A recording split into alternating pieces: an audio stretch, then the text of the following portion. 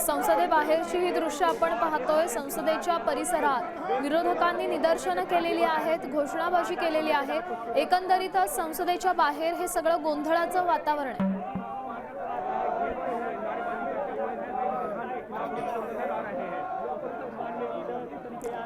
संसदेच्या आवारातली ही सगळी दृश्य आहेत। विरोधकांनी संसदेबाहेर घोषणाबाजी केली आहे, गोंधळाचं वातावरण झालंय।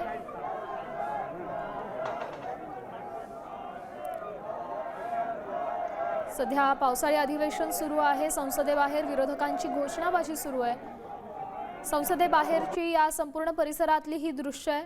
एकंदरीतच सगळं गोंधळाचं वातावरण आहे। संसदेबाहेर विरोधकांनी निदर्शनं केलेली आहेत, विरोधकांनीच घोषणाबाजी केलेली आहे। सरकारच्या विरोधातली ही घोषणाबाजी आहे।